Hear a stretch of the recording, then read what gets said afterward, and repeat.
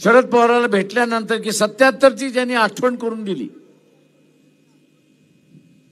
माझ्या वयाचे जे आहेत त्यांना असणारं 77 माहिती असेल, किंवा ज्या कुटुंबाने 77 भोगलेला आहे त्याला ते माहित असेल, ज्यांच्या घरातला माणूस गेला त्यांना असणारं 77 माहित असेल, ज्यांची घरं जाळण्यात आली त्यांना असणारं 77 माहित असेल, जे बेघर झाले त्यांना असणारं 77 माहित असेल, पण नव्या पिढीला 77 माहित नाही.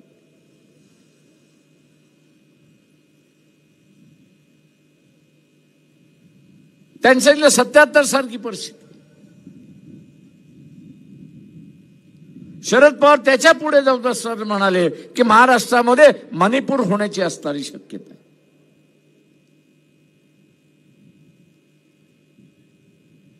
मणिपूर होण्याची असणारी शक्यता. आता एक मोठं चॅलेंज होतं की 77ची परिस्थिती आणि मणिपूरची परिस्थिती. कारण मी जसं म्हणाल की 2 वॉरिंग कॅम्प्स उभे राहिलेत, आजही आहेत ते. एका बाजूला मराठा समाज आहे, दुसऱ्या बाजूला असणारं ओबीसी आहे.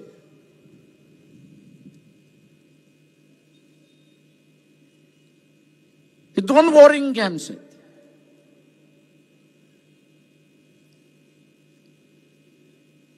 आजही आजही त्याच्यामध्ये ते विधानसभेच्या निवडणुकीपर्यंत कायम राहील असं मी मानतोय. त्याची तीव्रता किती राहिली आता मला सांगता येणार.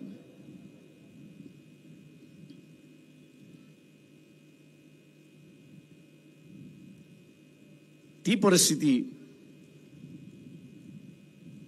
या यात्रेने निवळली हे मी ठामपणे आपल्याला असणारं सांगू शकतो. मला काही पोलिसांचे निरोप येत होते की तुम्ही अजून वाढवू शकता का. अरे म्हटलं अजून किती दिवस वाढवू म्हटलं होतं. ते म्हटले नाही आमचं काम आता हलकं झालं. म्हटलं नेमकं काय झालं. म्हटलं तुम्ही ज्या ज्या जिल्ह्यातून चाललाय आजूबाजूच्या जिल्ह्यामध्ये जो काय माहोल एक झाला होता,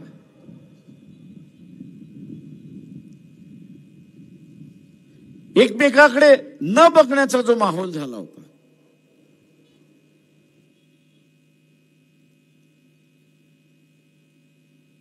तो माहोल निवाळला. तो माहोल शांत व्हायला लागलेला आहे. आणि म्हणून मी म्हणालो की ह्या आंदोलनाचं फलश्रुती काही असेल तर छगन भुजबळ यांनी सांगितल्याप्रमाणे 77ची परिस्थिती आणि शरद पवार यांनी म्हटल्याप्रमाणे या ठिकाणी मणिपूरची परिस्थिती ही आता होऊ शकत नाही असं या यात्रेने त्या ठिकाणी साध्य केलेलं आहे. पण दुर्दैव आहे,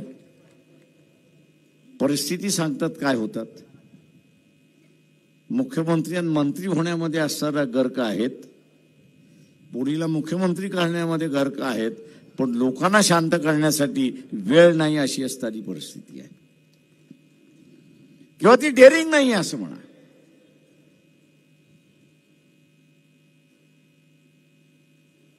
ती डेअरिंग नाही असं म्हणा.